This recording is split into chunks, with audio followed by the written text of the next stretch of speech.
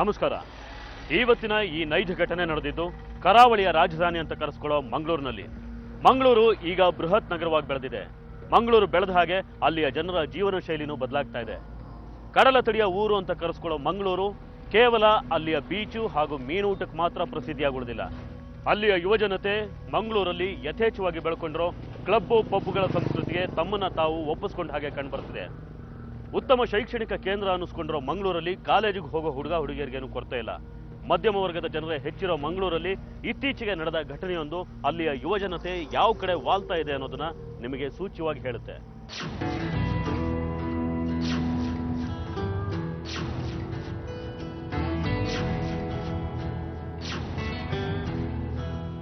ನೋಡು, ನ್ಯೂಯಾರ್ಕ್ ಆಗಸದಲ್ಲಿ ಬೆರಗು ಬಾಹ್ಯಾಕಾಶ ನೌಕೆಯೊಂದು ವಿಮಾನವೊಂದರ ಮೇಲೆ ಕೂಸುಮರಿ ಮಾಡಿಕೊಂಡು. ಓಹೋ, ಮಿಸ್ ಮ್ಯಾಂಗಳೂರು ಬಂದ್ರು. ಸುಮ್ನಿರೆ. ಯಾಕಕ್ಕ, ಸ್ಕೂಲ್ಗೆ ಹೋಗಿದ್ದ ಇಲ್ಲ ಮೀನ್ ಮಾರಕ್ ಹೋಗಿದ್ದ? ಮುಖ ನೋಡು, ಒಣಗಿರೋ ಮೀನ್ ತರ ಮಾಡ್ಕೊಂಡಿದ್ಯಾ. ಸುಮ್ನಿದ್ಬಿಡು, ನನ್ ಸುದ್ದಿಗ್ ಬರ್ಬೇಡ ನೀನು. ಯಾಕೆ ಸ್ನೇಹ ಈ ತರ ಡಲ್ ಆಗಿದ್ಯಾ? ಏನಾಯ್ತು? ಏನಿಲ್ಲಪ್ಪ, ನಾನ್ ಸ್ವಲ್ಪ ರೆಸ್ಟ್ ತಗೊಬೇಕು. ಮಾತಾಡು ಸಾಕು, ಮೌನ ಬಿಸಾಕು. ಸುಮ್ನಿರೆ. ಏನಾಯ್ತು ಹೇಳೆ, ಮಾತಾಡೆ. ಸುಮ್ಮನೆ ಗೋಳೈಕೋಬೇಡ ಅವಳು, ಸುಮ್ಮನೆ. ಸ್ನೇಹ, ಯಾಕಮ್ಮ ಹುಷಾರಿಲ್ವೇನೆ? ಯಾಕೆ ಹೀಗಿದ್ಯಾ? ಏನಿಲ್ಲಮ್ಮ, ನಾನು ಹುಷಾರಾಗೇ ಇದ್ದೀನಿ. ಸರಿ, ಕೈಕಾಲು ತೊಳ್ಕೊಂಬ, ಹೋಗು, ತಿಂಡಿ ತಿನ್ನುವಂತೆ ಬಾ. ನನ್ಗೆ ಹಸ್ವಿಲ್ಲ, ನನಗೆ ತಿಂಡಿ ಬೇಡ. ತಿನ್ನೆ, ಪರವಾಗಿಲ್ಲ.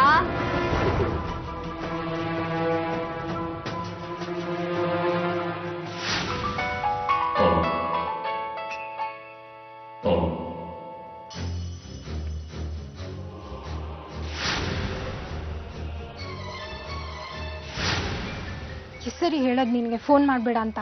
ಪದೇ ಪದೇ ಈ ರೀತಿ ಫೋನ್ ಮಾಡ್ಬೇಡ ನನಗೆ. ನಾನು ಬರೋದಿಲ್ಲ ಅಂತ ಹೇಳದ್ನಲ್ಲ, ಏನ್ ಮಾಡ್ಕೋತೀಯ ಮಾಡ್ಕೊ ನೀನು. ಬೇಡ, ಆ ಥರ ಮಾಡಬೇಡ. ಬರ್ತೀನಿ ನಾನು.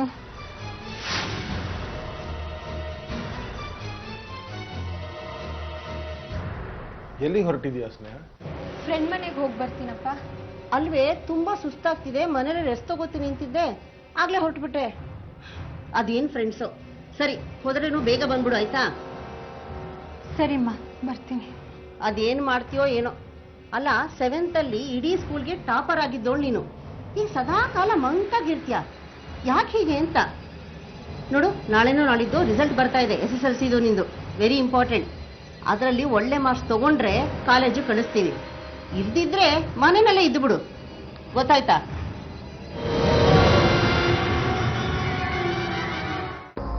ಮಕ್ಕಳನ್ನ ಎಷ್ಟು ಮುತುವರ್ಜಿಯಿಂದ ಸಾಕಿದ್ರೂ ಸಾಲಲ್ಲ.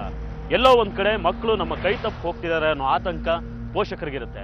ತಂದೆ ತಾಯಿ ಎಷ್ಟೇ ಕೆಲಸದ ಒತ್ತಡದಲ್ಲಿದ್ರು ಮಕ್ಕಳ ಬಗ್ಗೆ ಮುತುವರ್ಜಿ ವಹಿಸಬೇಕಾಗುತ್ತೆ. ಇಲ್ಲದೆ ಹೋದ್ರೆ ಮಕ್ಕಳು ನಮ್ಮ ಕೈ ತಪ್ಪು ಹೋಗೋದು 100ಕ್ಕೆ 100ರಷ್ಟು ನಿಜ. ಇನ್ನು SLC ಓದ್ತಾ ಇರೋ ಹುಡುಗಿ ಮನೇಲಿ ಯಾವಾಗ್ಲೂ ಮಂಕಾಗಿರ್ತಾಳೆ. ಆಗಾಗ ಯಾವ್ದೋ ಫೋನ್ ಕಾಲ್ ಬರುತ್ತೆ. ತನ್ನ ನೋವನ್ನ ಯಾರ ಹತ್ರನೂ ಹೇಳ್ಕೊಳಲ್ಲ. ಮಗಳು ಯಾಕೆ ಹಾಗೆ ಮಾಡ್ತಿದ್ದಾಳೆ ಅನ್ನೋದನ್ನ ತಿಳ್ಕೊಳ್ಳೋದಕ್ಕೆ ಅವ್ರ ತಂದೆ ತಾಯಿ ಪ್ರಯತ್ನ ಪಡೋದಿಲ್ಲ.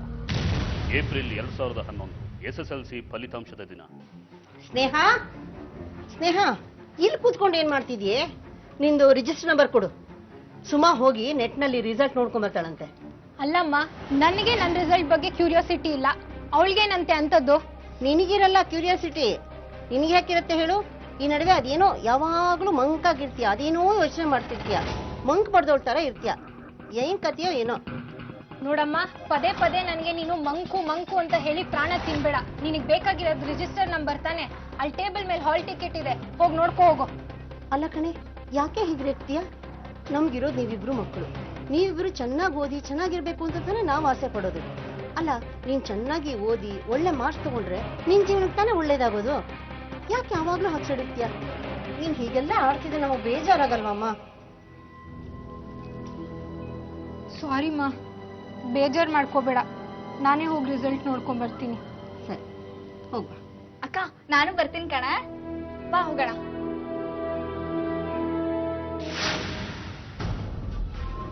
ಅಮ್ಮ, ಎಲ್ಲಿದ್ಯಾ ಅಮ್ಮ? ನಿಮ್ ಹಿರಿಯ ಸುಪುತ್ರಿನ ಕಾಲೇಜಿಗೆ ಕಳಿಸ್ಬೇಕೋ ಬೇಡವೋ ಅಂತ ನಿರ್ಧಾರ ಮಾಡೋ ಸಮಯ ಬಂದಿದೆ. ಸಾಕು, ಸುಮ್ಮನೆ ಇದ್ಬಿಡೆ ನೀನು ತರ್ಲೆ. ಯಾಕೆ ಅವಳನ್ನ ಗೋಳೈಕೋತೀಯ? ಯಾಕೆ ರಿಸಲ್ಟ್ ಏನಾಯ್ತು?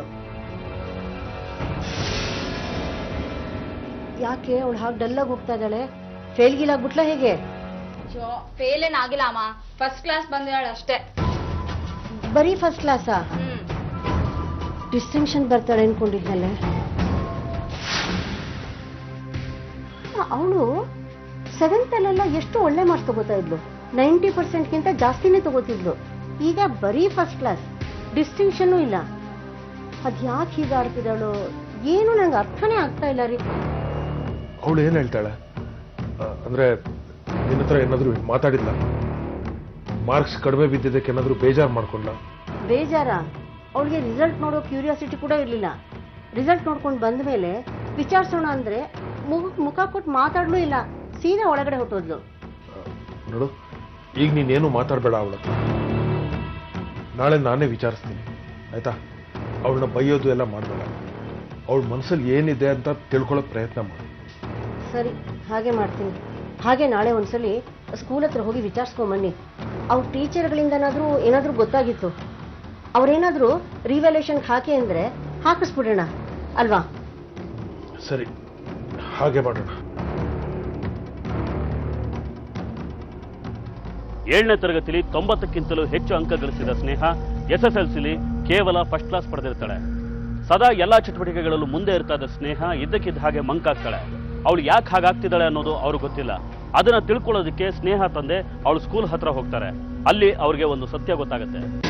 ನಿಮ್ಮ ಮಗಳು ಸ್ನೇಹ ಬಗ್ಗೆ ನಾವೇ ಕಳಿಸ್ಬೇಕು ಅಂತ ಇದ್ವಿ, ಅದೇ ನೀವೇ ಬಂದಿದ್ದು ಒಳ್ಳೇದಾಯ್ತು ಸರ್. ಹೌದು ಮೇಡಮ್, ನಮ್ಮ ಮಗಳು ತುಂಬಾನೇ ಡಲ್ ಆಗಿರ್ತಾಳೆ, ಮಾರ್ಕ್ಸ್ ಬೇರೆ ಕಡಿಮೆ ತಗೊಂಡಿದ್ದಾಳೆ. ಏನು ಅಂತ ಕೇಳಿದ್ರೆ ಮಾತೇ ಆಡಲ್ಲ. ವಿಷಯ ಏನು ಅಂತ ಗೊತ್ತಿಲ್ಲ ಮೇಡಮ್. ಕ್ಲಾಸಲ್ಲೂ ತುಂಬಾ ಡಲ್ ಆಗಿರ್ತಾ ಇದ್ಲು, ಏನು ಅಂತ ಕೇಳಿದ್ರೆ ಏನು ಹೇಳ್ತಾ ಇರಲಿಲ್ಲ. ಕ್ಲಾಸ್ನ ತುಂಬಾ ಮಿಸ್ ಮಾಡ್ತಾ ಇದ್ಲು. ಯಾಕೆ ಅವಳು ಅವಾಗ ಕ್ಲಾಸ್ ತಪ್ಪಿಸ್ಕೊಳ್ತಾ ಇದ್ಲು? ನಿಮ್ಮ ಮನೇಲಿ ಏನಾದ್ರು ಕೆಲಸ ಹೇಳ್ತಾ ಇದ್ರಾ? ಕ್ಲಾಸ್ ತಪ್ಪಿಸ್ಕೊಳ್ತಾ ಇಲ್ಲ ಮೇಡಮ್, ದಿನಾಲೂ ಹೊತ್ತಿಗೆ ಸರಿಯಾಗಿ ಸ್ಕೂಲ್ಗೆ ಹೋಗ್ತೀನಿ ಅಂತ ಹೋಗ್ತಿದ್ಲು. ಮೇಡಮ್, ನಿಮ್ಗೇನಾದ್ರೂ ವಿಷಯ ಗೊತ್ತಾ ಮೇಡಮ್ ಅವಳ ಬಗ್ಗೆ? ಅಂದ್ರೆ ಎನಿ ಲವ್ ಅಫೇರ್ ಅಥವಾ? ಅಂಥದ್ದೇನಿಲ್ಲ, ಆದರೆ ವಾರಕ್ಕೆ 2-3 ಸರಿ ಹೊರಗಡೆ ಹೋಗ್ತಾ ಇದ್ಲು ಅಂತ ಗೊತ್ತಿತ್ತು. ಹೊರಗಡೆ ತಿರ್ಗಾಡಕ್ ಹೋಗ್ತಿದ್ಲ? ನೀನು ಸ್ಕೂಲ್ ತಪ್ಪಿಸ್ತಿದ್ಲ? ಅಲ್ಲ, ದಿನಾಗ್ಲೂ ಸ್ಕೂಲ್ಗೆ ಅಂತಲೇ ಹೋಗ್ತಿದ್ಲು. ಇರಿ, ಅವಳನ್ನೇ ಕರ್ ಕೇಳೋಣ. ಸ್ನೇಹ, ಸ್ನೇಹ, ಏನಮ್ಮ? ಬಾಮ್ಮ ಇಲ್ಲೇ. ಬಂದೆ. ಬಾರೆ, ಅದೇನ್ ಸದಾ ಕಾಲ ಮಲಗಿರ್ತೀಯ? ಬಲ್ಲಿ ಕೂತ್ಕೋ ಬಾ. ಏನಮ್ಮ ನಿಂದು? ಸ್ನೇಹ, ಇವತ್ತು ನಾನು ನಿನ್ನ ಸ್ಕೂಲ್ ಹೋಗಿದ್ದೆ. ಅಲ್ಲ, ನೀನು ಆಗಾಗ ಸ್ಕೂಲ್ ತಪ್ಪಿಸ್ಕೊಳ್ತಿದ್ದೆ ಅಂತೆ. ನಾನಾ? ಇಲ್ವಲ್ಲ. ಯಾರಪ್ಪ ಹೇಳಿದ್ದು? ನಾನು ಸ್ಕೂಲ್ ತಪ್ಪಿಸ್ಕೋತಿಲ್ವಲ್ಲ. ಯಾರ್ಯಾಕೆ ಹೇಳ್ಬೇಕು? ನಿಮ್ ಟೀಚರ್ಸೇ ಹೇಳಿದ್ರಂತೆ. ಅವ್ರು ಹೇಳಿದ್ರು ಅಂತ ನೀವು ಕೇಳ್ಬಿಟ್ರಮ್ಮ? ಸ್ನೇಹ, ಅವ್ರು ಯಾಕೆ ಸುಮ್ನೆ ನಿನ್ನ ಬಗ್ಗೆ ಹೇಳ್ತಾರೆ? ಅಲ್ಲ, ಇಷ್ಟು ಬ್ರಿಲಿಯಂಟ್ ಹುಡುಗಿ ಇದ್ದಕ್ಕಿದ್ದಾಗ ಈಗ ಡಲ್ ಆದ್ಲಲ್ಲ ಅಂತ ಕನ್ಸರ್ನ್ ಇರುತ್ತೆ, ಹೇಳ್ತಾರೆ. ಏನಾಗಿದೆ ನಿನಗೆ? ಯಾಕೆ ಯಾವಾಗ್ಲೂ ಡಲ್ ಆಗಿರ್ತೀಯ? ಅಲ್ಲ, ಸ್ಕೂಲ್ ತಪ್ಪಿಸ್ಕೊಂಡು ದಿನ ಎಲ್ಲಿ ಹೋಗ್ತಾ ಇದ್ದೆ? ನಾನೇನು ಕೇಳ್ಬೇಡಿ. ನಾ ಮುಂದೆ ಓದ್ಬೇಕಂತಿದ್ದೀನಿ. ಕಾಲೇಜಿಗೆ ಕಳ್ಸಲ್ಲ ಅಂತ ಮಾತ್ರ ಹೇಳ್ಬೇಡಿ ನೀವು. ನಿನ್ನ ಕಾಲೇಜಿಗೆ ಕಳ್ಸಲ್ಲ ಅಂತ ಹೇಳ್ತಿಲ್ಲ, ಆದ್ರೆ ನೀನ್ ಯಾಕೆ ಹೀಗೆ ಮಾಡ್ತಾ ಇದೀಯ ಅಂತ ನಮಗ್ ಗೊತ್ತಾಗ್ಬೇಕು. ಏನ್ ನಡೀತಿದೆ ಹೇಳು. ಏನಿಲ್ಲಪ್ಪ, ಸರಿಯಾಗೇ ಇದ್ದೀನಿ ನಾನು. ಸರಿ ನೋಡಮ್ಮ, ನಿನ್ನ ಕಾಲೇಜಿಗೆ ಸೇರಿಸ್ತೀವಿ, ಆದ್ರೆ ನೀನು ಲವಲವಿಕೆಯಿಂದ ಇರ್ಬೇಕು, ಸರಿಯಾಗಿ ಓದ್ಬೇಕು, ಗೊತ್ತಾಯ್ತಾ? ಆಗಾಗ ಶಾಲೆ ತಪ್ಪಿಸೋ ಮಗಳು ಹೋಗ್ತಿದ್ದಾದ್ರು ಇಲ್ಲಿಗೆ. ಅವಳು ಹಾಗಿರೋದಕ್ಕೆ ಕಾರಣ ಏನು? ಸ್ನೇಹ ಅಪ್ಪ ಅಮ್ಮಂಗೆ ಇದೊಂದು ಒಗಟು ಅನ್ಸುತ್ತೆ. ಮಗಳನ್ನ ಕೇಳೋದಕ್ಕೆ ನಿರ್ಧಾರ ಮಾಡ್ತಾರೆ. ಆದ್ರೆ ಮಗಳು ಅಪ್ಪ ಅಮ್ಮನ ಹತ್ರ ತನ್ನ ಸಮಸ್ಯೆನ ಅಷ್ಟು ಸುಲಭವಾಗಿ ಹೇಳ್ಕೊತಾಳ. ನೋಡು ಸ್ನೇಹ, ನೀನ್ ಹಿಂದೆ ಏನ್ ಮಾಡಿದ್ದಿ ಅಂತ ನಾವೇನು ಕೇಳೋದಿಲ್ಲ. ನಿನ್ನೆಲ್ಲ ತಪ್ಪು ಕ್ಷಮಿಸಿ ನಿನ್ನನ್ನ ಕಾಲೇಜಿಗೆ ಸೇರಿಸ್ತಾ ಇದ್ದೀವಿ. ಈಗ ಚೆನ್ನಾಗಿ ಓದ್ಬೇಕು. ಇದೇ ನಿನ್ನ ಭವಿಷ್ಯನ ನಿರ್ಧಾರ ಮಾಡೋದು, ಆಯ್ತಾ?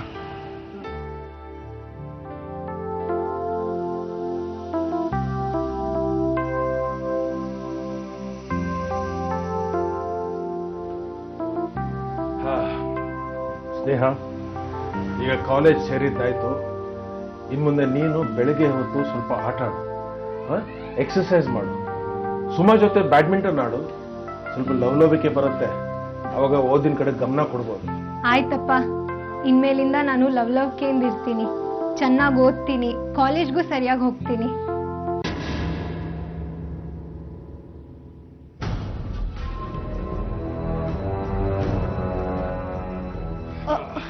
ಅಯ್ಯೋ ರೀ ಬಂದ್ರ ನೋಡ್ರಿ, ಇಷ್ಟೊತ್ತಾಯ್ತು ಸ್ನೇಹ ಕಾಲೇಜ್ಗೆ ಹೋದವಳು ಇನ್ನೂ ಮನೆಗೆ ಬಂದಿಲ್ಲ. ನಂಗೆ ಯಾಕೋ ತುಂಬಾ ಭಯ ಆಗ್ತಾ ಇದೆ ರೀ. ಯಾಕೆ ಇಷ್ಟು ಟೆನ್ಸ್ ಆಗ್ತೀಯಾ? ಎಲ್ಲಿ ಹೋಗ್ತೀನಿ ಅಂತ ಹೇಳಿ ಹೋಗಿಲ್ವಾ? ಏನು ಇಲ್ಲ, ದಿನ ಹೋಗೋ ಹಾಗೆ ಕಾಲೇಜ್ಗೆ ಅಂತ ಹೇಳಿ ಹೋದ್ಲು. ಆದ್ರೆ ಇಷ್ಟೊತ್ತಾದ್ರೂ ಇನ್ನೂ ಬರ್ಲಿಲ್ವಲ್ಲ. ನಂಗೆ ಯಾಕೋ ತುಂಬಾ ಭಯ ಆಗ್ತಾ ಇದೆ. ರೀ ನಡೀರಿ, ಪೊಲೀಸ್ ಕಂಪ್ಲೇಂಟ್ ಕೊಡೋಣ. ಸ್ವಲ್ಪ ಸಮಾಧಾನ ತಗೋ. ಇಲ್ಲೇ ಫ್ರೆಂಡ್ಸ್ ಜೊತೆ ಹೋಗಿರ್ಬೋದು, ಇನ್ನೇನು ಬಂದ್ಬಿಡ್ಬೋದು. ಇಲ್ಲಪ್ಪ, ಬೆಳಗ್ಗೆನೆ ಅಕ್ಕ ತುಂಬಾ ಗಡ್ಬಿಡಿ ಹೇಳಿದ್ಲು. ಅದೇನೋ ಪಾರ್ಟಿ ಅಂತ ಮಾತಾಡ್ದಂಗಿತ್ತು. ಪಾರ್ಟಿನ? ಇವಳ್ದು ಯಾಕೋ ಅತಿ ಆಯ್ತು. ಬರ್ಲಿ ಅವಳು. ತುಂಬಾ ಹೊತ್ತಾಯ್ತು ರೀ, ಇನ್ನೂ ಬರ್ಲಿಲ್ಲ ಅಂದ್ರೆ ನಾನು ಹೋಗಿ ಕರ್ಕೊಂಡ್ ಬರ್ತೀನಿ. ಅವಳು ಮೊಬೈಲ್ ಕಾಲ್ ಮಾಡಿ ಎಲ್ಲಿದ್ದಾಳೆ ಅಂತ ತಿಳ್ಕೊ. ಸರಿ.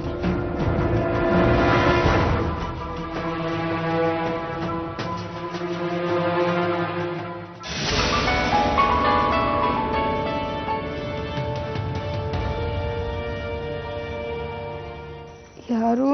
ಹಲೋ, ಯಾರದು? ನಾನ್ ಕಣೆ ನಿಮ್ಮಮ್ಮ. ಯಾಕೆ ಹಾಗೆ ಮಾತಾಡ್ತಾ ಇದೀಯಾ? ಇನ್ನೂ ಮನೆಗೆ ಬಂದಿಲ್ವಲ್ಲೇ? ಎಲ್ಲಿದ್ಯಾ ನೀನು? ಹಲೋ ಹಲೋ ರೀ, ಫೋನ್ ಕಟ್ ಆಯ್ತು. ಅವಳೆಲ್ಲ ಪಾರ್ಟಿನಲ್ಲಿದ್ದಾಳೆ ಅನ್ಸುತ್ತೆ. ಅವಳು ಏನ್ ಮಾತಾಡ್ತಿದ್ದಾಳೆ ಅಂತಾನೆ ನಂಗೆ ಅರ್ಥ ಆಗ್ತಿಲ್ಲ. ನೀವು ಹೋಗಿ ಅವಳ ಫ್ರೆಂಡ್ಸ್ ನ ವಿಚಾರಿಸಿ ಅವಳು ಎಲ್ಲಿದ್ದಾಳೋ ಕರ್ಕೊಂಬನ್ನಿ. ಯಾವ ಜನ್ಮದ ಕರ್ಮನೋ ಅಲ್ಲ. ಮಕ್ಕಳು ಬೇಕು ಅಂತ ನಾವು ಒದ್ದಾಟದಲ್ಲಿ ಹಡಿಯೋದು. ಇವ್ರುಗಳು ನಮ್ಮ ಇಡೀ ಸಂಪಾದನೆಯನ್ನ ಹಾಳು ಮಾಡೋದು, ನೆಮ್ಮದಿ ಹಾಳು ಮಾಡೋದು.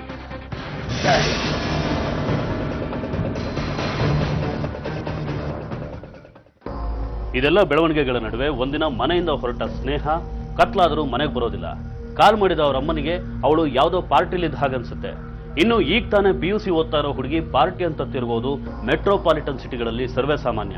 ಅವುಗಳ ಗೊಡವೆ ನಮ್ಮ ಮಕ್ಕಳಿಗೆ ಬೇಡ ಅನ್ಕೊಂಡು ಮಹಾನಗರಗಳ ಜನ ತಮ್ಮ ಮಕ್ಕಳನ್ನ ಮಂಗಳೂರು, ಮಣಿಪಾಲ್, ಉಡುಪಿ ಹೀಗೆ ಉತ್ತಮ ಶಿಕ್ಷಣ ಸೌಲಭ್ಯ ಇರೋ ಕಡೆ ಕಳಿಸ್ತಾ ಇದ್ರು. ಈಗ ಮಂಗಳೂರು, ಮಣಿಪಾಲ್ಗಳು ಕೂಡ ಕ್ಲಬ್ಬು, ಪಬ್ಬು, ಪಾರ್ಟಿಗಳ ಪಾಲಾಗಿದೆ. ಇಲ್ಲಿ ಹೋದ ಮಕ್ಕಳಿಗೆ ಯಾವ ಲಂಗು ಲಗಾಮು ಇರೋದಿಲ್ಲ. ಅಪ್ಪ ಅಮ್ಮ ಎದುರಿಗಿಲ್ದೇ ಇರೋ ಮಕ್ಕಳು ದಾರಿ ತಪ್ಪೋದು ಸರ್ವೇ ಸಾಮಾನ್ಯ.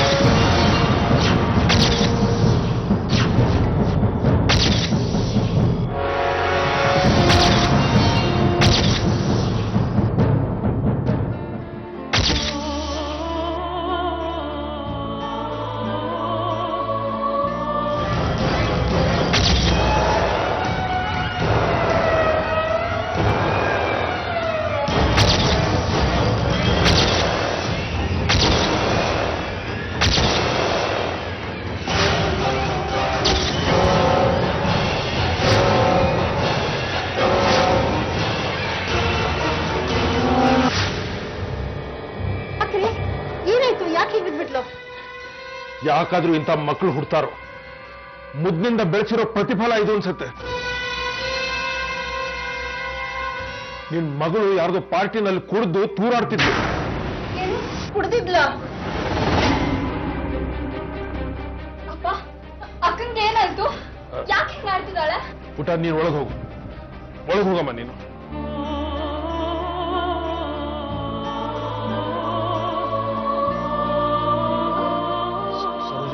ಸ್ವಲ್ಪ ನೀರು ತಗೊಂಡ.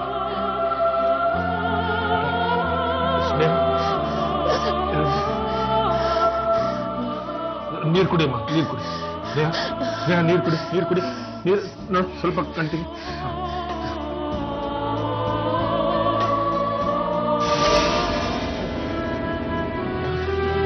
ಯಾಕಮ್ಮ ಹೀಗೆ ಮಾಡ್ತಾ ಇದ್ದೀಯ ನೀನು? ಹ? ನಾವು ನಿನ್ಗೋಸ್ಕರ ಇಷ್ಟೆಲ್ಲ ಕಷ್ಟ ಪಡ್ತಾ ಇದ್ದೀವಿ, ನೀನ್ ನೋಡಿದ್ರೆ ನಮ್ಮ ಪ್ರಾಣ ತೆಗೆಯೋ ಕೆಲಸ ಮಾಡ್ತಿದ್ಯಲ್ಲ, ಯಾಕಮ್ಮ? ಯಾವಾಗಲೂ ಶುರು ಮಾಡ್ಕೊಂಡಿದ್ಯಾ ಇದೆಲ್ಲ? ಡ್ರಗ್ಸ್ ತಗೊಳ್ಳೋ ಹಂತಕ್ಕೆ ಬಂದಿದ್ಯಾ ಅಂದ್ರೆ ಏನಮ್ಮ ಕತೆ ನಿಂದು? ಏನು ಡ್ರಗ್ಸ್ ತಗೋತಿದ್ದಾಳ? ಏನು ಹೇಳ್ತಾ ಇದ್ದೀರಾ ನೀವು? ಯಾಕ್ರಿ ನಮ್ಮ ಮಗಳು ಹೀಗಾಗ್ಬಿಟ್ಟ? ಯಾಕೆಂದ್ರೆ ಏನ್ ಹೇಳಿ, ನಾವು ಇವ್ರಿಗೋಸ್ಕರ ಹಗಲು ರಾತ್ರಿ ದುಡಿಯೋದು, ಇವ್ರು ನೋಡಿದ್ರೆ ನಮ್ ಹಿಂದೆ ಕಣ್ ತಪ್ಸಿ ಈ ತರ ಎಲ್ಲ ಮಾಡ್ತಾರೆ. ಎಲ್ಲ ನಮ್ ಕರ್ಮ. ರೀ ಏನಾದ್ರೂ ಮಾಡ್ಲೇಬೇಕ್ರಿ, ಕೈ ತಪ್ಪು ಹೋಗ್ತಾಳೆ ರೀ, ಕೈ ತಪ್ಪು ಹೋಗ್ತಾಳೆ. ಮಗಳನ್ನ ಹುಡುಕೊಂಡು ಹೊರಟ ಅಪ್ಪನಿಗೆ ಸ್ನೇಹ ಮಣಿಪಾಲ್ನ ಎಂಡ್ ಪಾಯಿಂಟ್ ಅನ್ನೋ ಹೋಟೆಲ್ನಲ್ಲಿ ಸಿಗ್ತಾಳೆ. ಅದು ಡ್ರಗ್ಸ್ನ ನಶೆ ಏರಿಸ್ಕೊಂಡಿರೋ ಮತ್ತಿನ ಸ್ಥಿತಿಲಿ. ಆಗ ಸ್ನೇಹಾಳ ಅಪ್ಪನಿಗೆ ಮಗಳ ವರ್ತನೆಯ ನಿಜ ರೂಪ ಗೊತ್ತಾಗುತ್ತೆ. ತಮ್ಮ ಮಗಳು ಡ್ರಗ್ಸ್ಗೆ ದಾಸಿಯಾಗಿದ್ದು ತಿಳಿದು ಆಘಾತ ಆಗುತ್ತೆ. ಇತ್ತೀಚಿನ ದಿನಗಳಲ್ಲಿ ಕರ್ನಾಟಕದ ಕರಾವಳಿ ಪ್ರದೇಶದಲ್ಲಿ ಈ ಡ್ರಗ್ಸ್ ಹಾವಳಿ ಹೆಚ್ಚಾಗ್ತಾ ಇದೆ. ಅದರಲ್ಲೂ ಡ್ರಗ್ಸ್ಗೆ ದಾಸರಾಗ್ತಾ ಇರೋ ಕಾಲೇಜು ಹುಡುಗ ಹುಡುಗಿಯರ ಸಂಖ್ಯೆ ಹೆಚ್ಚಾಗಿದೆ. ರಾಜ್ಯದ ಬೇರೆ ಬೇರೆ ಕಡೆಗಳಿಂದ ಬಂದಿರೋ ವಿದ್ಯಾರ್ಥಿಗಳೇ ಹೆಚ್ಚಾಗಿರೋದ್ರಿಂದ ಈ ಡ್ರಗ್ಸ್ ಪೆಡ್ಲರ್ಗಳಿಗೆ ಸುಲಭವಾಗಿ ಗಿರಾಕಿಗಳು ಸಿಕ್ಕಂತಾಗಿದೆ. ಯಾರ್ದೋ ಒತ್ತಾಯಕ್ಕೋ ಅಥವಾ ಗೊತ್ತಿಲ್ಲದೇನೋ ಡ್ರಗ್ಸ್ ರುಚಿಗೆ ಸಿಕ್ಕಿಬಿದ್ದವರು ಮತ್ತೆ ಹೆಜ್ಜೆ ಹಿಂದೆ ಇಡೋ ಪ್ರಶ್ನೆನೇ ಇಲ್ಲ. ಡ್ರಗ್ಸ್ ರುಚಿಗೆ ಸಿಕ್ಕಿಬಿದ್ದ ಸ್ನೇಹ ತನ್ನ ಜೀವನನೇ ಹಾಳು ಮಾಡ್ಕೊಳ್ಳೋ ಹಂತಕ್ಕೆ ಬಂದಿರ್ತಾಳೆ.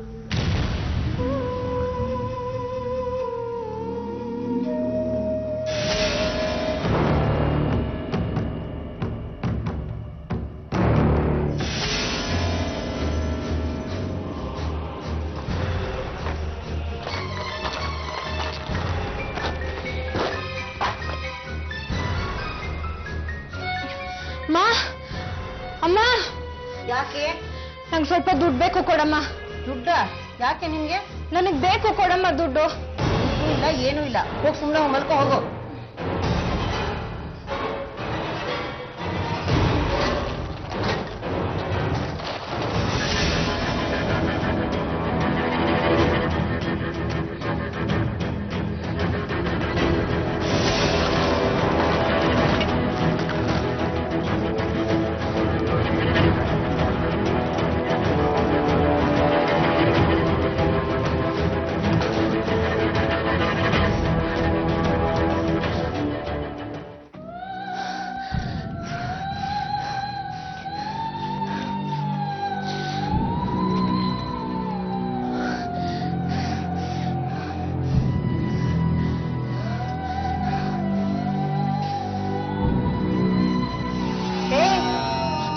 ಏನೇ ಮಾಡ್ತಾ ಇದೀಯಾ?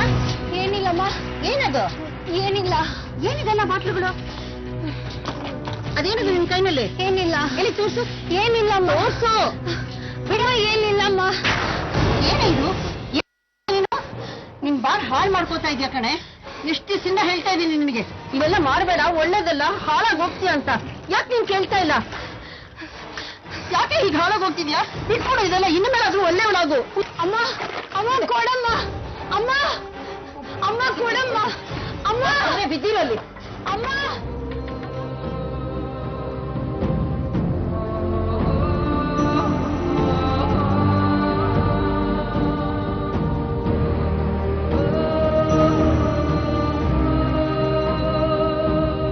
ಮಾದಕ ವಸ್ತುವಿನ ಚಟ ಅಂಟಿಸಿಕೊಂಡವ್ರನ್ನ ಆ ಚಟದಿಂದ ಮುಕ್ತಗೊಳಿಸೋದಕ್ಕೆ ಹಲವಾರು ಡಿ ಅಡಿಕ್ಷನ್ ಕೇಂದ್ರಗಳಿವೆ. ಬೆಂಗಳೂರಿನ ನಿಮಾನ್ಸ್ನಲ್ಲಿರೋ ಒಂದು ಡಿ ಅಡಿಕ್ಷನ್ ಕೇಂದ್ರಕ್ಕೆ ಸ್ನೇಹನ ಸೇರಿಸಲಾಗುತ್ತೆ. ಯಾವ ಮಾದಕ ವಸ್ತುವಿನ ಚಟಕ್ಕೆ ಬಿದ್ದಿದ್ದಾರೆ ಅನ್ನೋದ್ರ ಮೇಲೆ ಅಲ್ಲಿ ಚಿಕಿತ್ಸೆನ ನಿರ್ಧರಿಸಲಾಗುತ್ತೆ. ಇಲ್ಲಿ ಕೇವಲ ಔಷಧಿಗಳಿಂದ ಮಾತ್ರ ಅಲ್ಲ, ಆಪ್ತ ಸಮಾಲೋಚನೆ ಮೂಲಕ ಈ ಚಟದಿಂದ ಹಂತ ಹಂತವಾಗಿ ಮುಕ್ತವಾಗುವ ಧೈರ್ಯವನ್ನ ಅವರಲ್ಲಿ ತುಂಬಲಾಗುತ್ತೆ. ಗೊತ್ತಿದ್ದೋ ಗೊತ್ತಿಲ್ಲದೇನೋ ಈ ಚಟಕ್ಕೆ ದಾಸರಾದವರು ಇಂಥ ಕೇಂದ್ರಗಳ ಚಿಕಿತ್ಸೆಯಿಂದ ಚಟಮುಕ್ತರಾಗ್ತಾರೆ. ಇಂಥ ಒಂದು ಕೇಂದ್ರಕ್ಕೆ ಸ್ನೇಹನ ಸೇರಿಸಲಾಗುತ್ತೆ. ಇನ್ನು PUC ಓದ್ತಾ ಇರೋ ಹುಡುಗಿ ಈ ಚಟಕ್ಕೆ ಬಿದ್ದಿದ್ದಾದ್ರೂ ಹೇಗೆ? ಅದರ ಹಿನ್ನೆಲೆ ಆದ್ರೂ ಏನು?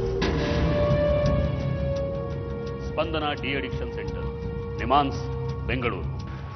ಹೇಳಿ, ಏನ್ ಸಮಸ್ಯೆ? ಡಾಕ್ಟರ್, ನನ್ನ ಹೆಸರು ಉಪಾಧ್ಯಾಯ ಅಂತ. ಇವಳು ನಮ್ಮ ಮಗಳು ಸ್ನೇಹ. ಕೆಲವು ತಿಂಗಳುಗಳಿಂದ ಡ್ರಗ್ಸ್ ತಗೊಳಕ್ ಶುರು ಮಾಡಿದ್ದಾಳೆ. ಈ ಚಟ ಹೇಗೆ ಬಂತೋ ಏನೋ ನಮ್ಗೆ ಒಂದೂ ಗೊತ್ತಾಗ್ತಾ ಇಲ್ಲ. ನಾವು ಮಂಗಳೂರಿಂದ ಬಂದಿರೋದು. ಅಲ್ಲಿ ಫಾದರ್ ಮುಲ್ಲರ್ ಮತ್ತು ಮಂಗಳ ಆಸ್ಪತ್ರೆಗೆ ಕರ್ಕೊಂಡು ಹೋಗಿದ್ವಿ. ಅವರು ನಿಮ್ಮ ಡಿ ಅಡಿಕ್ಷನ್ ಸೆಂಟರ್ ಕರ್ಕೊಂಡೋಗಿ ಅಂತ ಇಲ್ಲಿ ಕಳಿಸಿದ್ದಾರೆ. ಒಳ್ಳೇದು.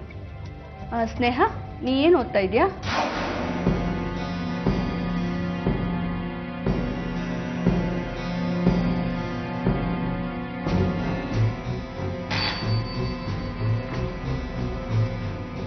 ನರ್ಸ್, ಇವಳನ್ನ ಸ್ವಲ್ಪ ಆಚೆ ಕೂರಿಸ್ಕೊಂಡು ಮಾತಾಡ್ತಾ ಇರಿ. ಅವ್ರ ಪೇರೆಂಟ್ಸ್ ಹತ್ರ ಮಾತಾಡಬೇಕು.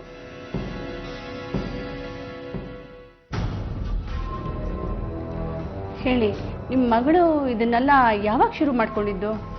ಆಮೇಲೆ ಅವಳ ಬಿಹೇವಿಯರ್ ಎಲ್ಲ ಹೇಗಿದೆ? ಅವಳು ಯಾವಾಗ ಇದೆಲ್ಲ ಶುರು ಮಾಡಿಕೊಂಡು ಅಂತಾನೆ ಗೊತ್ತಿಲ್ಲ ಡಾಕ್ಟ್ರೆ. ಈಗ 1 ವರ್ಷದಿಂದ ತುಂಬ ಡಲ್ಲಾಗಿರ್ತಾಳೆ.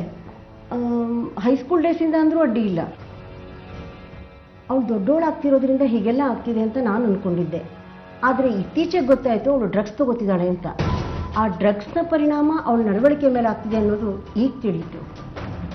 ಕೆಲವು ವಾರಗಳಿಂದ ಮನೆಯಿಂದ ಹೊರಟವಳು ರಾತ್ರಿ ಎಷ್ಟೊತ್ತಾದರೂ ಬರಲಿಲ್ಲ. ನಮಗೆ ಗಾಬರಿಯಾಗಿ ಎಲ್ಲ ಕಡೆ ಹುಡುಕಿದ್ವಿ. ಕೊನೆಯಲ್ಲಿ ನೋಡಿದ್ರೆ ಯಾರ್ದೋ ಸ್ನೇಹಿತರ ಜೊತೆಯಲ್ಲಿ ಡ್ರಗ್ಸ್ ತಗೊಂಡು ಬಿದ್ದಿದ್ಲು. ಆಗಲೇ ನಮಗೆ ಗೊತ್ತಾಗಿದ್ದು ನಮ್ಮ ಮಗಳು ದಾರಿ ತಪ್ಪಿದ್ದಾಳೆ ಅಂತ. ಸಾಮಾನ್ಯವಾಗಿ ಈ ಡ್ರಗ್ಸ್ ತಗೊಳ್ಳೋರು ಮನೆಯವ್ರಿಗೆ ಗೊತ್ತಾಗದೇ ಇರೋ ರೀತಿನಲ್ಲಿ ತಗೊಳ್ತಾರೆ. ಆಮೇಲೆ ಅವರಿಗೆ ಚಟ ಜಾಸ್ತಿ ಆಗುತ್ತೆ. ಬರ್ತಾ ಬರ್ತಾ ಡ್ರಗ್ಸ್ನ ಜಾಸ್ತಿ ತಗೊಳಕ್ಕೆ ಶುರು ಮಾಡ್ತಾರೆ. ಆಗ ಇಂಥ ಘಟನೆಗಳೆಲ್ಲ ನಡೆಯುತ್ತೆ. ಇಂಥ ಘಟನೆಗಳು ನಡೆದಾಗ ಮನೆಯವರಿಗೆ ಗೊತ್ತಾಗುತ್ತೆ. ನನ್ನ ಮಗಳು ತುಂಬ ಬ್ರಿಲಿಯಂಟ್ ಆಗಿದ್ಲು ಡಾಕ್ಟರ್. ಈ ಡ್ರಗ್ಸ್ ಅವಳ ಜೀವನನೇ ತಿಂದು ಹಾಕ್ತಾ ಇದೆ. ಮುಂದೆ ಅವಳ ಜೀವನ ಏನಾಗುತ್ತೋ ನಮ್ಗೇನು ತೋರಿಸ್ತಾ ಇಲ್ಲ ಡಾಕ್ಟರ್. ಸಮಾಧಾನ ಮಾಡ್ಕೊಳ್ಳಿ. ನೀವಿಲ್ಲಿ ಬಂದಿದ್ದೀರಲ್ಲ, ಎಲ್ಲ ಸರಿ ಹೋಗುತ್ತೆ. ಅವಳ ಜೀವನನ ಸರಿ ಮಾಡೋ ಜವಾಬ್ದಾರಿ ನಂದು. ನೀವು ಅವಳನ್ನ ಇಲ್ಲೇ ಅಡ್ಮಿಟ್ ಮಾಡಬೇಕಾಗತ್ತೆ. ವಾರಕ್ಕೊಂದ್ಸಲಿ ಬೇಕಾದ್ರೆ ಬಂದು ನೋಡ್ಕೊಂಡು ಹೋಗ್ಬೋದು. ಅವಳು ಈ ಚಟ್ಟಿಂದ ಆಚೆ ಬಂದಿದ್ದಾಳೆ ಅನ್ನಿಸ್ದಾಗ ನೀವು ಅವಳನ್ನ ಕರ್ಕೊಂಡು ಹೋಗ್ಬೋದು. ಡಾಕ್ಟರ್, ಅವಳು ಇಲ್ಲಿ ಎಷ್ಟು ದಿನ ಇರಬೇಕು ಡಾಕ್ಟರ್? ಮೊದಲ ಥರ ಆಗ್ತಾಳಲ್ವಾ? ಆಗ್ತಾಳೆ ಅಂತ ಭರವಸೆ ಇಟ್ಕೊಳ್ಳಿ. ಎಷ್ಟು ಬೇಗ ಅನ್ನೋದು ಅವ್ರವ್ರ ಇಂಡಿವಿಜುವಲ್ ವಿಲ್ ಪವರ್ ಮೇಲೆ ಹೋಗುತ್ತೆ. Doctor, she is A very brave girl. ಬಹಳ ಧೈರ್ಯವಂತೆ. ಏನು ಟ್ರೀಟ್ಮೆಂಟ್ ಬೇಕಾದರೂ ಕೊಡಿ. ಅವಳು ಮೊದಲ ಥರ ಆದ್ರೆ ಅಷ್ಟೇ ಸಾಕು ಡಾಕ್ಟರ್, ಪ್ಲೀಸ್. ಓಕೆ, ಅಡ್ಮಿಟ್ ಮಾಡ್ತೀನಿ. ನೀವು, ನಾನು ಟ್ರೀಟ್ಮೆಂಟ್ ಶುರು ಮಾಡ್ತೀನಿ. ಓಕೆ? S doctor. ಸ್ನೇಹ, ಈ ಡ್ರಗ್ಸ್ ಎಲ್ಲ ತಗೊಳಕ್ಕೆ ಯಾವಾಗಿಂದ ಶುರು ಮಾಡಿದೆ? ಯಾವ ಡ್ರಗ್ಸ್ ತಗೊಳ್ತಾ ಇದೀಯಾ? ನೋಡು ಸ್ನೇಹ, ನೀನು ಮಾತಾಡಬೇಕು. ಈ ಚಟ ನೀನು ಇಡೀ ಜೀವನನ ಹಾಳು ಮಾಡತ್ತೆ. ಈ ಚಟದಿಂದ ಆಚೆ ಬರೋಕ್ಕೆ ನಿನ್ಗಿದು ಒಳ್ಳೆ ಸಮಯ. ಈ ಅವಕಾಶ ಎಲ್ರಿಗೂ ಸಿಗೋದಿಲ್ಲ. ನಿನ್ಗಿನ್ನೂ 18 ವರ್ಷ ಕೂಡ ಆಗಿಲ್ಲ, ಈಗಲೇ ಹೀಗಾಗಿದ್ಯಾ? ನಿಮ್ಮ ತಂದೆ ನೀನು ತುಂಬ ಬ್ರಿಲಿಯಂಟು ಅಂತ ಹೇಳಿದ್ದಾರೆ. ಪಾಪ, ನಿಮ್ಮ ತಂದೆ ತಾಯಿ ನಿನ್ನ ಬಗ್ಗೆ ಎಷ್ಟು ಕನಸುಗಳನ್ನ ಕಟ್ಕೊಂಡಿದ್ದಾರೆ. ನಾನು ಇದರಿಂದೆಲ್ಲ ಹೊರಗೆ ಬರಬೇಕು ಡಾಕ್ಟರ್. ನಾನು ಹೊರಗೆ ಬರಬೇಕು ಇದರಿಂದೆಲ್ಲ. ಅದಕ್ಕೆ ಅಲ್ವಾ ನಾವಿರೋದು. ನೀನು ಯಾತಕ್ಕೆ ಶುರು ಮಾಡಿದೆ ಅಂತ ಹೇಳೋದಕ್ಕಿಂತ ಮುಂಚೆ ನಾನು ಇನ್ನೂ ಕೆಲವು ಪ್ರಶ್ನೆಗಳನ್ನ ಕೇಳ್ತೀನಿ. ಯಾವುದೇ ಮುಚ್ಚು ಮರೆ ಇಲ್ಲದೆ ಎಲ್ಲ ಪ್ರಶ್ನೆಗಳಿಗೂ ಕರೆಕ್ಟಾಗಿ ಉತ್ತರ ಕೊಡು, ಆಯ್ತಾ? ಆಯಿತು ಮೇಡಮ್. ನಿಮ್ಮ ಮನೇಲಿ ನಿನ್ನ ಎಲ್ಲರೂ ಚೆನ್ನಾಗಿ ನೋಡ್ಕೋತಾರಾ? ಎಲ್ರಿಗೂ ನೀನು ಕಂಡ್ರೆ ಇಷ್ಟನಾ? ಹೌದು, ಎಲ್ಲರಿಗೂ ನನ್ನ ಕಂಡ್ರೆ ತುಂಬ ಇಷ್ಟ. ನನ್ನ ಮೇಲೆ ತುಂಬ ಕನಸುಗಳನ್ನ ಕಟ್ಕೊಂಡಿದ್ದಾರೆ. ಆದರೆ ನನಗೆ ಕನಸುಗಳನ್ನೆಲ್ಲ ಪೂರೈಸೋಕ್ಕಾಗ್ತಿಲ್ವಲ್ಲ ಅನ್ನೋ ಬೇಸರ ನನಗೆ. ಈಗ ಯಾಕೆ ಆಗ್ತಿಲ್ಲ? ನೀ ತುಂಬ ಬ್ರಿಲಿಯಂಟ್ ಅಲ್ವಾ? 7th ಸ್ಟ್ಯಾಂಡರ್ಡಲ್ಲಿ ಇಡೀ ಸ್ಕೂಲ್ಗೆ ಫಸ್ಟ್ ಬಂದಿದ್ಯಾ. ಈಗ ಯಾಕೆ ಓದ್ನಲ್ಲೆಲ್ಲ ಹಿಂದೆ ಬಿದ್ಬಿಟ್ಟೆ? ಅದೇನೋ ಗೊತ್ತಿಲ್ಲ ಮೇಡಮ್. ಇತ್ತೀಚೆಗೆ ನನಗೆ ಕಾನ್ಸಂಟ್ರೇಷನ್ನೇ ಇರೋದಿಲ್ಲ. ನೀನು ಡ್ರಗ್ಸ್ ತಗೊಳ್ಳೋದು ಹೆಚ್ಚಾಗ್ತಾ ಹೋದರೆ ಇದೆಲ್ಲ ಸರ್ವೇ ಸಾಮಾನ್ಯ. ಕೊನೆಗೆ ನೀನೇನು ಮಾಡ್ತಾ ಇದೆಯಾ ಅಂತ ನಿನಗೆ ಗೊತ್ತಾಗೋದಿಲ್ಲ. ಅದು ಸರಿ, ಡ್ರಗ್ಸ್ನ ನೀನು ಯಾರ ಜೊತೆ ತಗೊಳ್ತೀಯಾ? ಇದನ್ನೆಲ್ಲ ಹೇಗೆ ಶುರು ಮಾಡಿದೆ? ನಾನು ಇದನ್ನೆಲ್ಲ ನನ್ನ ಖುಷಿಗೆ ಅಂತ ಮಾಡಲಿಲ್ಲ. ಹೀಗೆ 3 ವರ್ಷದ ಹಿಂದೆ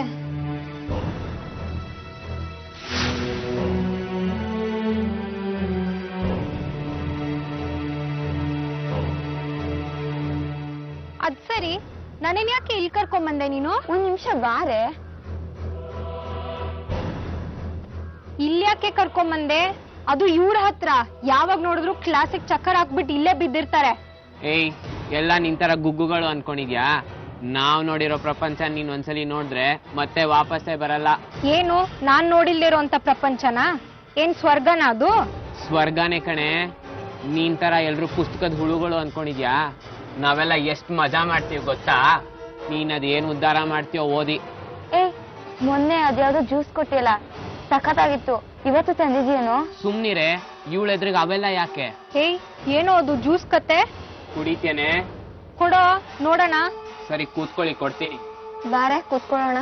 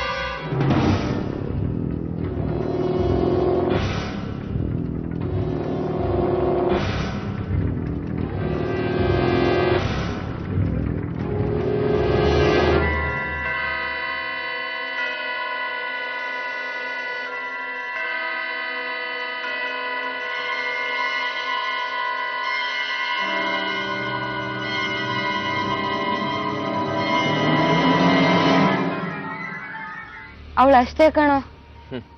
ಮತ್ತೆ ಇದನ್ನೇನ್ ಸಾಮಾನ್ಯ ಅನ್ಕೊಂಡಿದ್ಯಾ?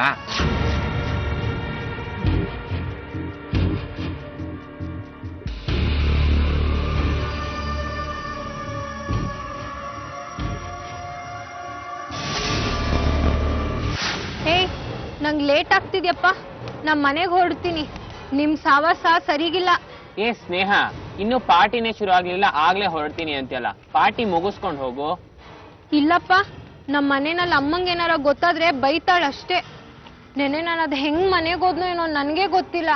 ಮತ್ತೆ ಇವತ್ತು ಅದೇ ತರ ಆದ್ರೆ ಅಷ್ಟೇ ಕತೆ. ಹಾಗೇನು ಆಗಲ್ಲ, ಸುಮ್ನೆ ಇರೆ. ನಿನ್ನ ಮನೆಗ್ ನಾನೇ ಬಿಟ್ ಬರ್ತೀನಿ, ಆಯ್ತಾ? ಬೇಡಪ್ಪ, ನಾನು ಹೊರಡ್ತೀನಿ. ಯಾಕೆ? ನೆನ್ನೆ ನೀನ್ ಆಡಿದ್ ಮಂಗ್ದಾಟದ ಫೋಟೋಸ್ನ ಫೇಸ್ಬುಕ್ ಹಾಕ್ಲಾ? ಹಂಗೆಲ್ಲ ಮಾಡ್ಬೇಡ ಕಣೋ. ಮತ್ತೆ ಪಾರ್ಟಿ ಮುಗಿಸ್ಕೊಂಡು ಹೋಗು. ತಗೋ ಕುಡಿ.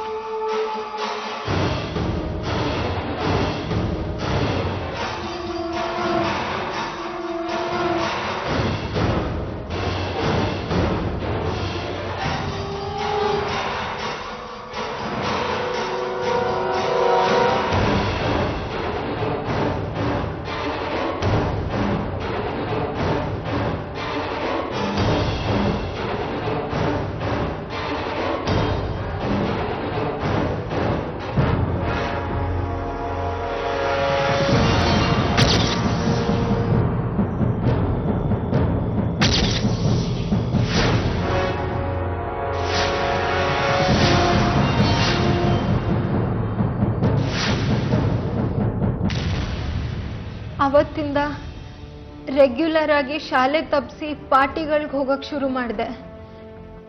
ಹೀಗೆ ಪಾರ್ಟಿನಲ್ಲಿ ಹುಡುಗಿರಿರ್ಲಿ ಅಂತ ಹೇಳಿ ನಮಗೆ ಪಬ್ಬಲ್ಲಿ ಪುಕ್ಸಟ್ಟೆ ಆಲ್ಕೋಹಾಲ್ ಕೊಡ್ತಾ ಇದ್ರು. ಅವಾಗವಾಗ ಡ್ರಗ್ಸು, ಅಫೀಮು, ಬ್ರೌನ್ ಶುಗರು, ಗಾಂಜಾ ಎಲ್ಲ ಇರ್ತಾ ಇತ್ತು. ನಾನು ಹೇಗೋ ಈ ಚಟಕ್ಕೆ ಅಂದ್ಕೊಂಡ್ಬಿಟ್ಟೆ ಡಾಕ್ಟರ್. ಹೋಗ್ಲಿ ಬಿಡು, ಇಲ್ಲಿ ಬಂದಿದ್ಯಲ್ಲ, ಹೇಗೋ ಎಲ್ಲ ವಾಸಿ ಆಗತ್ತೆ. ನೀನೇನು ಯೋಚನೆ ಮಾಡಬೇಡ. ನನ್ನ ಹತ್ರ ಕೆಲವು ಪುಸ್ತಕ ಇದೆ, ಅದನ್ನು ನೀನು ಕೊಡ್ತೀನಿ. ಈ ಡ್ರಗ್ಸ್ ಚಟಕ್ಕೆಲ್ಲ ಬಿದ್ದು ಮತ್ತೆ ಅದರಿಂದ ಆಚೆ ಬಂದಿರೋ ದೊಡ್ಡ ದೊಡ್ಡ ವ್ಯಕ್ತಿಗಳ ವಿವರ ಅಲ್ಲ ಆ ಬುಕ್ಕಲ್ಲಿದೆ. ನೀನು ಅದನ್ನ ಓದಬೇಕು. ನಾನು ಇಲ್ಲಿಂದ ಹೊರಗೆ ಹೋಗ್ಬೇಕಾರೆ ಈ ಕೆಟ್ಟ ಚಟಗಳನ್ನೆಲ್ಲ ಬಿಟ್ಟು ಹೊರಗೆ ಹೋಗ್ಬೇಕು. ಮುಂಚಿನ ಥರ ನಾನು ನೆಮ್ಮದಿಯಾಗಿರ್ಬೇಕು, ಖುಷಿಯಾಗಿರ್ಬೇಕು. ಪ್ಲೀಸ್ ನನಗೆ ಹೆಲ್ಪ್ ಮಾಡಿ ಡಾಕ್ಟರ್, ಪ್ಲೀಸ್.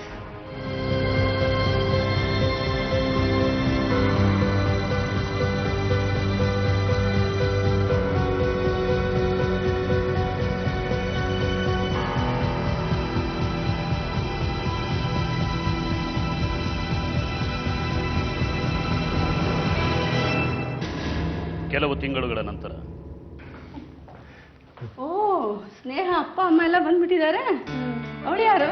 ಇವಳು ನನ್ನ ತಂಗಿ ಸುಮಾ ಅಂತ. ಈಗ ನಿನ್ ಮಗಳು ಹುಷಾರಾಗಿದ್ದಾಳೆ, ನೀವು ಅವಳನ್ನ ಮನೆ ಕರ್ಕೊಂಡು ಹೋಗ್ಬೋದು. ಸ್ನೇಹ, ನೀ ಎಲ್ಲ ಬಟ್ಟೆ ಎಲ್ಲ ರೆಡಿ ಮಾಡ್ಕೊ, ಈ ಊರಿಗೆ ಹೋಗ್ಬೋದು. ನೀವೆಲ್ಲ ಹೊರಡಿ, ನಾನೊಂದು 2 ನಿಮಿಷ ಡಾಕ್ಟರ್ ಹತ್ರ ಮಾತಾಡ್ಬಿಡ್ತೀನಿ.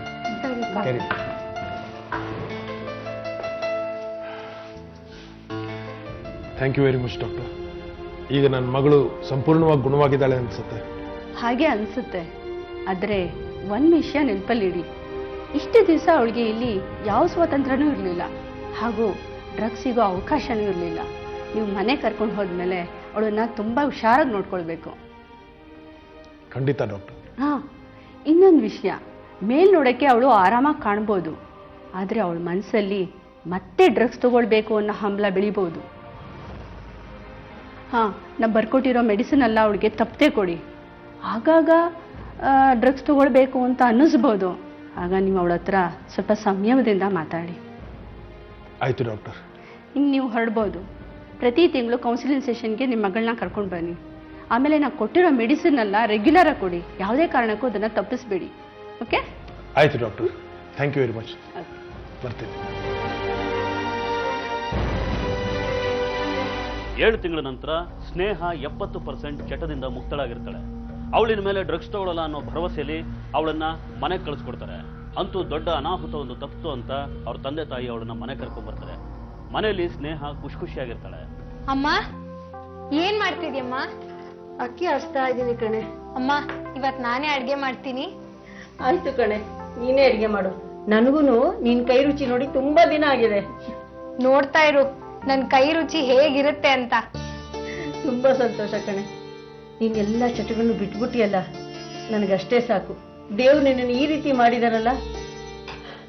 ಅಮ್ಮ, ಹಳೇದನ್ನೆಲ್ಲ ಮರ್ತ್ ಬಿಡು. ನಾನು ಇನ್ಮೇಲಿಂದ ಖುಷಿಯಾಗಿರ್ತೀನಿ. ಮತ್ತೆ ಕಾಲೇಜಿಗೆ ಸೇರ್ತೀನಿ, ಚೆನ್ನಾಗಿ ಓದ್ತೀನಿ. ನೋಡ್ತಾ ಇರು, ನಿನ್ ಮಗಳು ಅಂದ್ರೆ ನಿನ್ಗೆ ಹೆಮ್ಮೆ ಅನ್ನಿಸ್ಬೇಕು. ತುಂಬಾ ಸಂತೋಷ ಕಣೆ. ನಿನ್ ಖುಷಿನೇ ನಮ್ ಖುಷಿ ಅಲ್ವಾ? ಅಮ್ಮ, ಸುಮ ಎಲ್ಲೋದ್ಲಮ್ಮ? ಸ್ಕೂಲಿಂದ ಇನ್ನೂ ಬಂದಿಲ್ವಾ? ಇನ್ಮೇಲೆ ಸುಮನ್ ಜವಾಬ್ದಾರಿ ಎಲ್ಲ ನಾನೇ ತಗೊಂತೀನಿ. ನೋಡ್ತಾ ಇರು ಅವಳನ್ನ ಹೆಂಗ್ ಓದಿಸ್ತೀನಿ ಅಂತ. ಅಪ್ಪಂಗೆ ಗಂಡ್ ಮಕ್ಳಿಲ್ಲ ಅನ್ನೋ ಕೊರತೆನೆ ಮರ್ತ್ ಬಿಡ್ಬೇಕು. ತುಂಬಾ ಖುಷಿ ಆಗ್ತಿದೆ ಕಣೆ. ಒಟ್ಟಲ್ಲಿ ನಿನ್ನ ಚಟಗಳೆಲ್ಲ ಬಿಟ್ಬಿಟ್ಟು ನೀನ್ ಬದಲಾವಣೆ ಆದಿಯಲ್ಲ, ಅಷ್ಟೇ ಸಾಕು ನನಗೆ. ನೋಡು, ಇನ್ಮೇಲೆ ನಿನ್ನ ಯಾವ ಸಮಸ್ಯೆಗಳನ್ನು ನನ್ನ ಹತ್ರ ಮುಚ್ಚಿಡ್ಬೇಡ, ಆಯ್ತಾ? ಆಯ್ತಮ್ಮ, ಇನ್ ಮುಂದೆ ನೀನು ತಲೆ ಕೆಡ್ಸ್ಕೋಬೇಡ. ಆಯ್ತು ಮಗಳೇ, ದೇವ್ರು ನಿಂಗೆ ಒಳ್ಳೇದ್ ಮಾಡ್ಲಿ. 2 ತಿಂಗಳ ನಂತರ.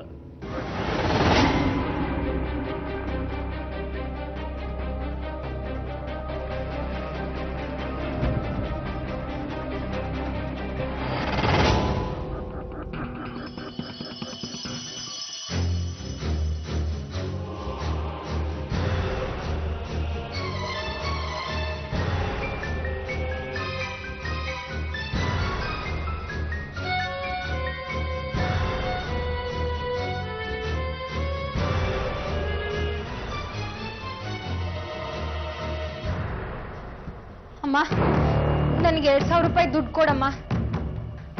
ಯಾಕೆ ಸ್ನೇಹ ತುಂಬಾ ಗಾಬರಿಗೊಂಡೋಳ್ತಾರ ಇದೆಯಾ? ಯಾಕೆ ಏನಾಯ್ತು? ಯಾಕೆ ನಿಂಗೆ ಅಷ್ಟೊಂದು ಹಣ ಬೇಕು? ನಿಂಗೆ ಏನ್ ಬೇಕೋ ಹೇಳು, ನಾನು ತಂದು ಕೊಡ್ತೀನಿ. ನಾನೇ ತಗೊಂತೀನಿ, ದಯವಿಟ್ಟು ದುಡ್ಡು ಕೊಡಮ್ಮ. ನನ್ನ ಹತ್ರ ಈಗ ಅಷ್ಟೊಂದು ದುಡ್ಡಿಲ್ಲ. ನಿಂಗೆ ಯಾಕೆ ಬೇಕು ಅಷ್ಟೊಂದು ದುಡ್ಡೀಗ? ಅಮ್ಮ, ನನ್ಗನ್ನ ಬಿಟ್ಟಿರಕ್ ಆಗ್ತಿಲ್ಲಮ್ಮ, ದಯವಿಟ್ಟು ನನಗೆ ದುಡ್ಡು ಕೊಡು. ನೋಡು, ಇಷ್ಟು ದಿವಸ ಎಲ್ಲ ಮರೆತು ಚೆನ್ನಾಗಿದ್ದೆ ತಾನೆ, ಈಗ ಯಾಕೆ ಮತ್ತೆ ಅದರಿಂದ ಹೋಗ್ತಿದ್ಯಾ? ಅಮ್ಮ, ದಯವಿಟ್ಟು ದುಡ್ಡು ಕೊಡಮ್ಮ. ಕೊಡಲ್ಲ ಅಂದ್ರೆ ಕೊಡಲ್ಲ ಕಣೆ. ಮತ್ತೆ ನಿನ್ನ ಹಳೆ ಚಾಳಿಗೆ ಬೀಳೋದು ನನಗೆ ಇಷ್ಟ ಇಲ್ಲ. ಎದ್ದೋಗೊಳಗೆ.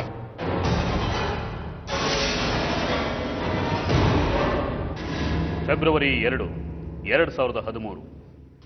ಸ್ನೇಹ, ಬಾಗಿಲು ತೆಗೆ, ಬಿಸಿ ಬಿಸಿ ಕಾಫಿ ತಂದಿದ್ದೀನಿ. ಸ್ನೇಹ. ಓಹೋ, ಇನ್ನ ಮಹಾರಾಣಿ ಎದ್ದಿಲ್ವಾ? ಅಯ್ಯೋ ದೇವ್ರೆ. ಅಮ್ಮ ತಾಯಿ ಮಹಾರಾಣಿ ಎಲ್ಲಿ ಮೇಡಮ್? ಹೋಗಿ ನೀನು ತಮಾಷೆ ಮಾಡಬೇಡ. ಸ್ನೇಹ, ಸ್ನೇಹ, ಬಾಗಿಲು ತೆಗೆಯಮ್ಮ. ಏನ್ ಗಲಾಟೆ ಇದು? ನೋಡ್ರಿ, ಬಾಗ್ಲೇ ತೆಗಿತಾ ಇಲ್ಲ ಸ್ನೇಹ. ಹೌದಾ? ಸ್ನೇಹ,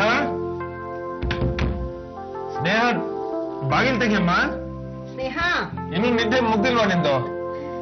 ಕಾಫಿ ಆರೋಗ್ಯಕ್ಕೆ ಬಾಗಿಲು ತೆಗೆ. ಸ್ನೇಹ ಸ್ನೇಹ ಸ್ನೇಹ ಏನ್ರಿ ಇದು ಇಷ್ಟೊತ್ತಾದ್ರೂ ಬಾಗಿಲು ತೆಗಿತಿಲ್ಲ? ಸ್ನೇಹ ಬಾಗಿಲು ತೆಗಿ. ಸ್ನೇಹ ಅಕ್ಕ ಸ್ನೇಹ ಅಕ್ಕ ಬಾಗಿಲು ತೆಗೆ. ಸ್ನೇಹ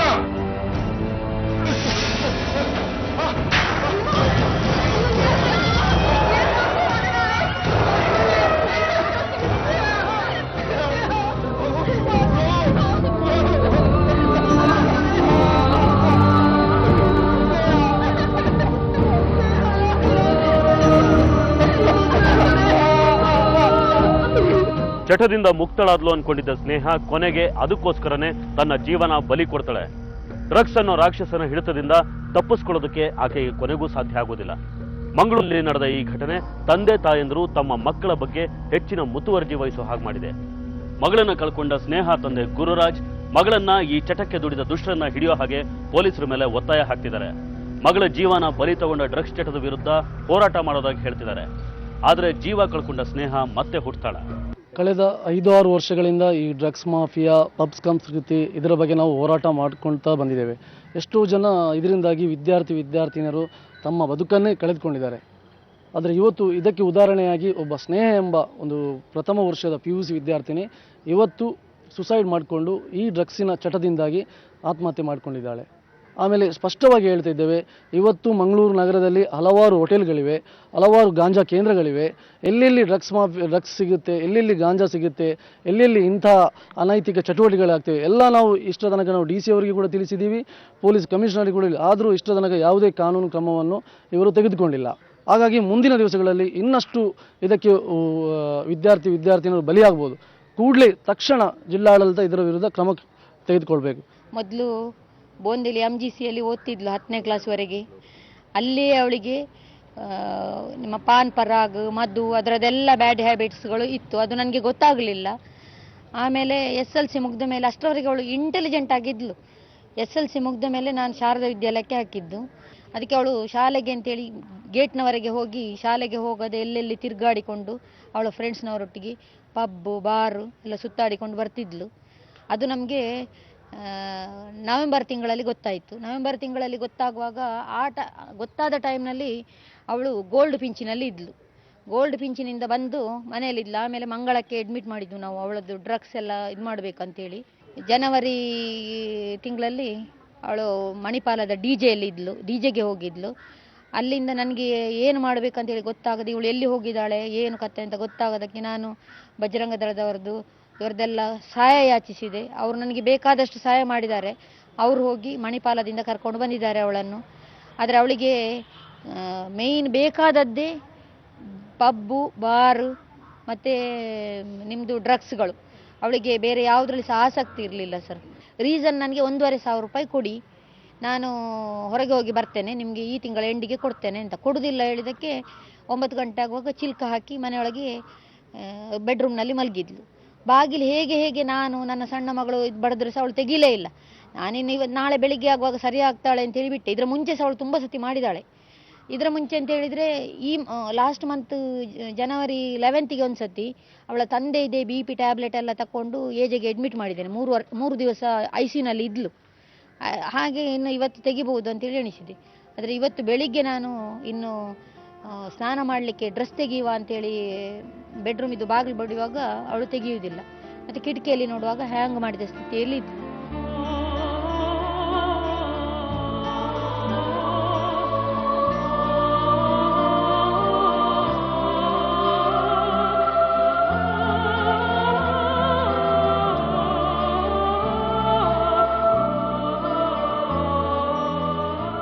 ಇದು ಇವತ್ತಿನ ಕ್ರೈಮ್ ಫೈಲ್.